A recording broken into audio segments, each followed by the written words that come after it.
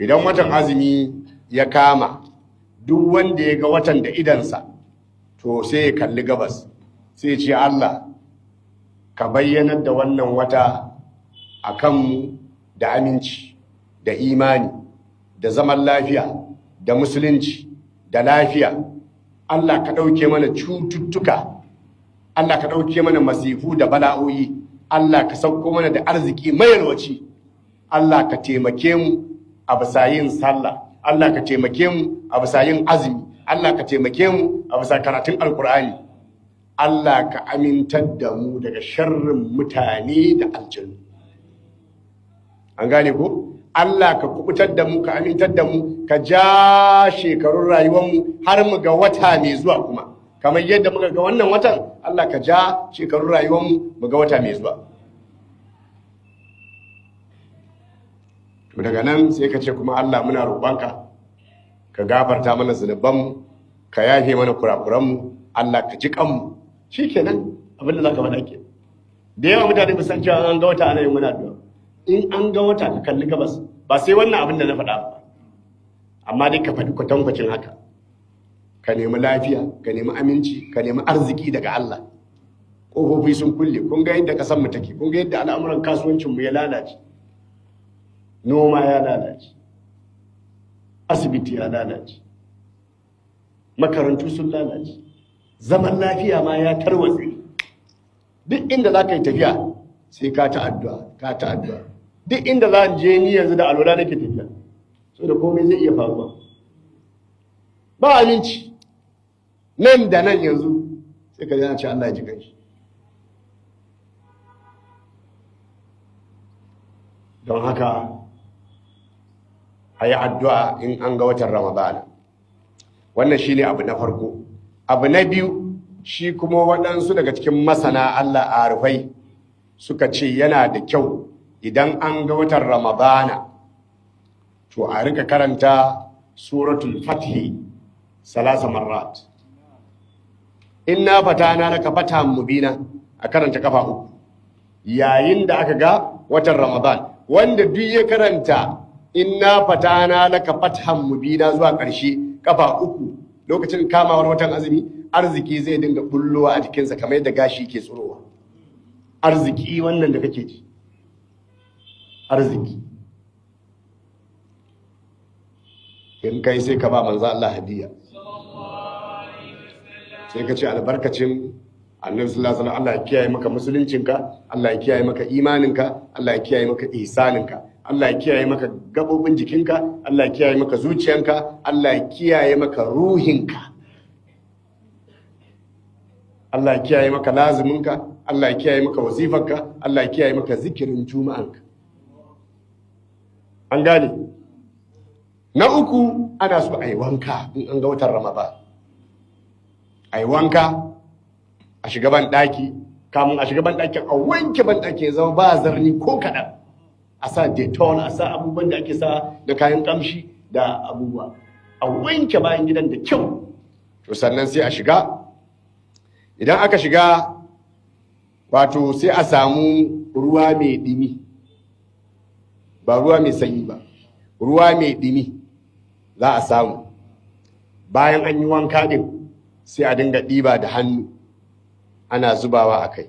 Bayan an gama wanka, sai a dinga ɗiba. Shi ruwa mai ɗimin za a ware shi ne. Shi wannan ruwan za ka yi wanka, wankan tsarki, da niyyar godiya ga Allah da kaga watan Ramadana kana tawassuli duk wani zunubi da ka taba yi ka wanke shi. Zaka shiga Ramadana sabon mutum. To sai ka dinga diban wannan ruwa da ka aje a cikin wannan bucket ko wannan roba ko wannan gogo ko wannan ƙwarya, sai ka dinga diba haka kana zuba a kanka. Sai ka diba so 30. An gane ko? Kambata 30 ruwan dibi. Kana diba kana zubawa. Kana ɗiba, kana zubawa a kanka har so 30. Wannan zai gadan maka da aminci daga kowace irin cuta tsawon shekarar. Rashin lafiya ba zai same ka ba. Na 4, ana so a wanke fuska da ma'ul wardi. An san ma'ul wardi? To ana so idan aka ga watan Ramadan a wanke fuska da shi wannan ma'ul wardi da niyyar kubuta daga kaskanci da talauci da wulakanci. Allah ga watan Ramadana ya bayyana. Allah karkasa in je kofar gidan kowa maula, amma Allah in an zo roka ni kuma a wuri na in ina da shi karkasa in hana, karka bari in hana. Allah ka bani in ko in bayar. An gane, a wanke fuska da niyyar wannan cewa ana neman wato kubuta daga kaskanci da talauci da wulakanci. Sannan bayan ka wanke fuska sai ka kwara a kanka wannan ma'uwardin da ka wato aje a gabanka. Shi kuma kwarawa akan ana yin shi ne da niyyar Allah ya amintar da kai daga ciwon kai. Kun san watan Ramadana ana rasa bacci, ana rasa hutu, ibada ce kawai ko da yaushe ake yi. To wannan yana sa ciwon kai, an dade ba a bacci ba, ga yunwa ga gajiya. To wannan ma'uwardin da za ka kwara a kanka zai amintar da kai daga ciwon kai tsawon wata guda.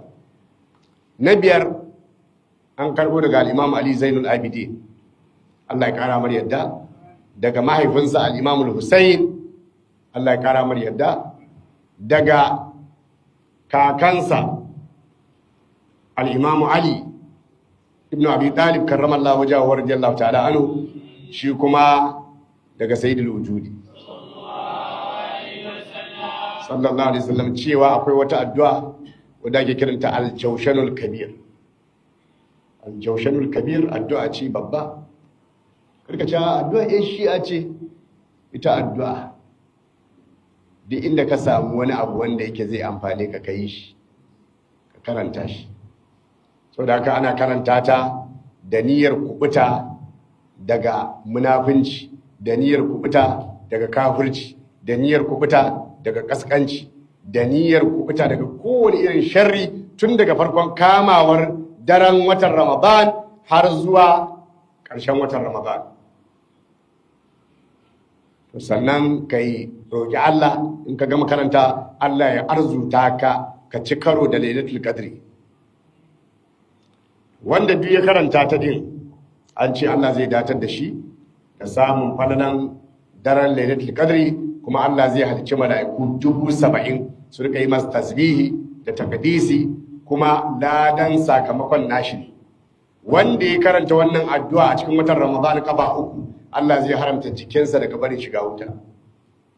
Sannan Allah zai wajabta masa aljanna. Allah zai wakkala masa mala'iku guda 2 za su dinga kiyaye shi daga barin saban Allah.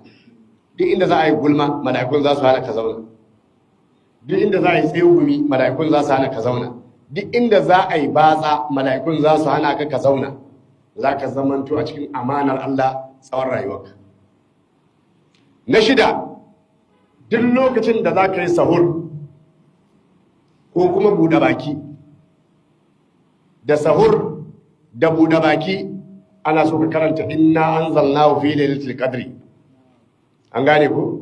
Ya zo a hadisi, manzo Allah sallallahu alaihi wasallam ya ce ma min mu'minin sama faqara inna anzalnahu fi lailatul qadri inda suhurihi wa inda ibdarihi illa kana fi ma bainahum kal mutashahhidi al mujahid.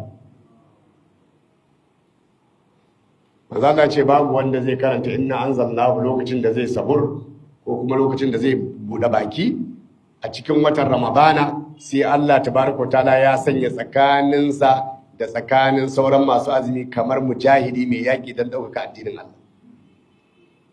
Na 7 shine wato yin nafila raka'a 1000. An gane ko? Nafila raka'a 1000, na yi koya shi. Nafila ake so kai raka'a 1000, amma ba dare ɗaya ba fa. Tun daga farkon farawan kamawar watan Ramadan ana so nafilfilin da za ka yi ka haɗa su kai nafila raka'a 1000. Domin ya zo a hadisi manzo Allah sallallahu alaihi wasallam ya ce man taqarraba fihi bi khaslatin min alkhair kana kaman adda faridatan fi ma siwahu wa man adda faridatan fihi kana kaman adda 70 faridatan fi ma siwahu. Duk mutumin da ya kusanci Allah tabaraka taala da wata ɗabi'a ta alkhairi zai kasance kamar wanda ya bada wanda ya aikata wani abu a cikin watan Ramadan na alkhairi na nafila, to zai kasance kamar wanda ya aikata nafila a cikin watan da ba na Ramadan ba har 70,000. Nafila ɗaya za a baka ladan nafila 70 a cikin watan da ba na Ramadan ba. Wannan Ibn Khuzaima shi ya rawaito daga Salman al-Farisi, Allah ya kara mar yadda.